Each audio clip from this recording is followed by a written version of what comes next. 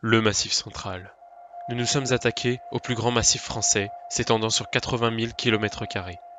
Formé il y a plus de 500 millions d'années, ce très vieux massif a été érodé par le temps. Après les Vosges, nous voulions monter d'un cran.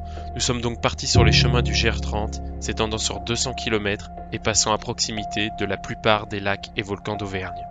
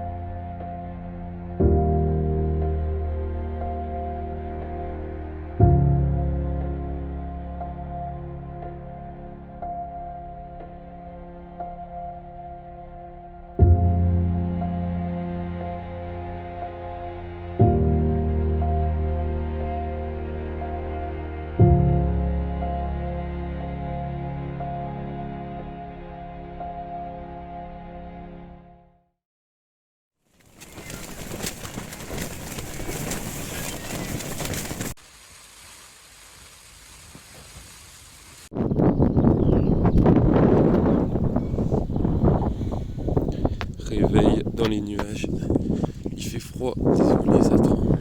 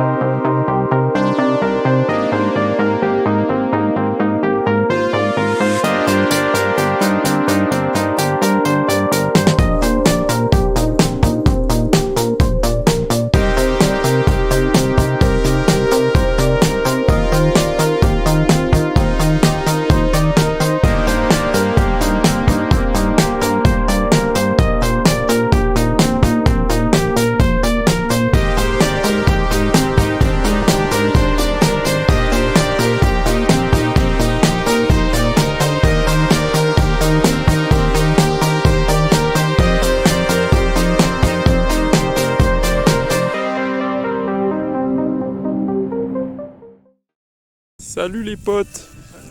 Salut les gars. Ouais, c'est celle genre au feu dessus.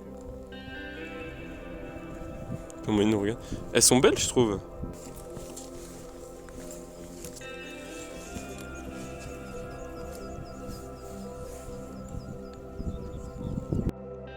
On a commencé ce premier jour par quelques heures de marche sur les crêtes au-dessus de la Bourboule et le Mont d'Or.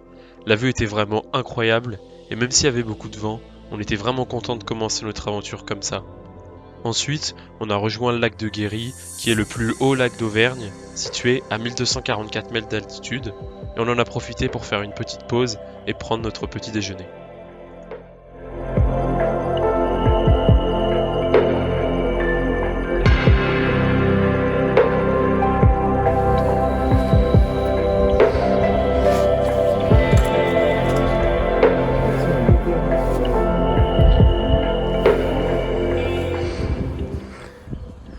Valérian.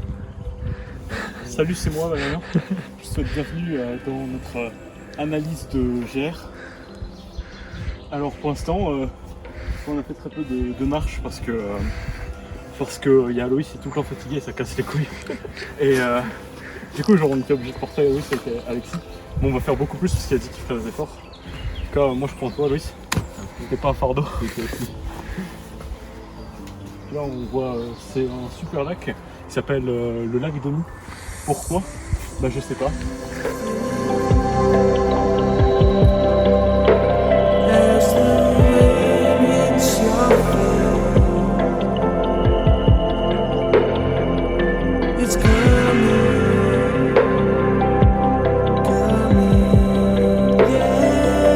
It's what you know.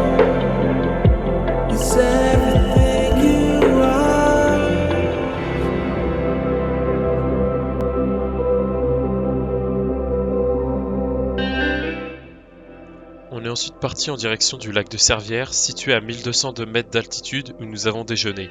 On voulait absolument y manger, mais à cause du fort dénivelé, on pensait pas mettre aussi longtemps pour y arriver.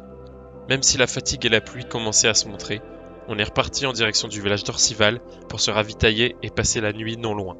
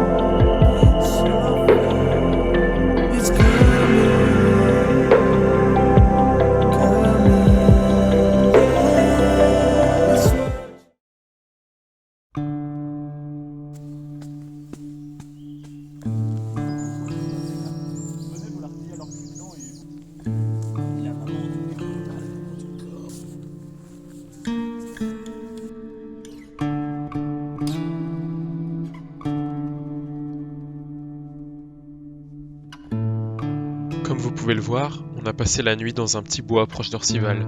On a bien pu se reposer et reprendre des forces, juste le temps de ranger nos affaires et de démonter la tente, et on était reparti pour une nouvelle journée. Au bout d'à peine 1 kilomètre, on a trouvé un point d'eau pour prendre notre petit déjeuner, se laver un peu et surtout remplir les bouteilles. Ça faisait vraiment du bien de se sentir un peu propre. Bon Alexis, il est bon ce thé? C'est du bon thé. À l'eau crasseuse. Montre-nous un peu. C'est le sang de Comment il est beau. Val, il était bon ce thé? Ouais, très envie de manger une truite.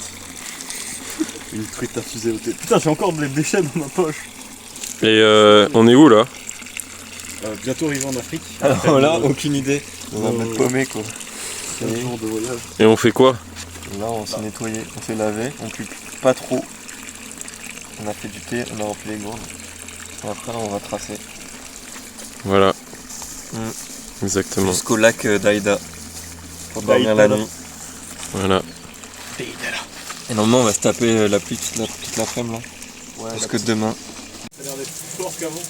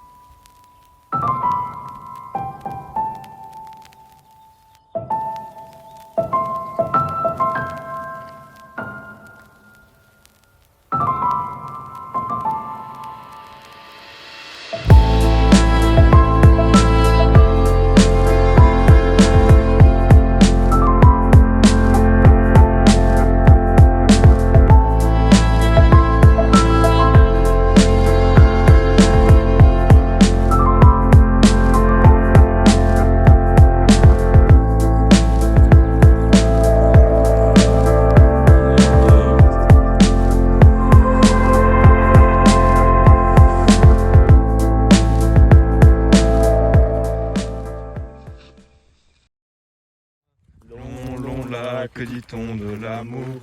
Il la plia, la déplia, l'a mis dans sa valise, l'a mis dans sa valise. Arrête, arrête, Marcelo, long lac, dit-on de l'amour. Arrête, arrête, Marcelo, c'est l'une de nos filles, c'est l'une de nos filles.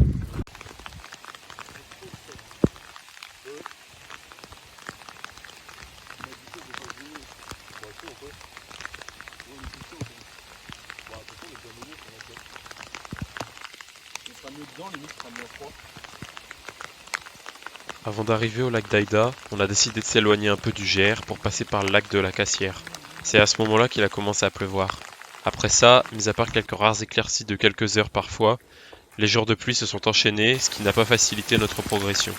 À partir de ce moment, nos affaires n'ont plus jamais séché complètement.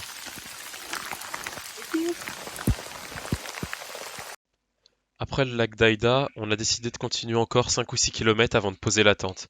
C'est justement au moment de poser la tente qu'un orage est arrivé et qu'on a fait une grosse erreur. On l'a pas filmé, mais dans la précipitation, on a monté la toile extérieure de la tente à l'envers. Il a donc fallu la retourner alors qu'il pleuvait des cordes, ce qui a permis à l'eau d'entrer dans la tente. On a pu tout éponger rapidement, mais tout était trempé. On était fatigué, on avait fait 27 km dans la journée, on avait mal un peu partout, donc c'était un peu dur pour le moral sur le moment. Il n'y aurait pas de la merde par terre, je me serais allongé.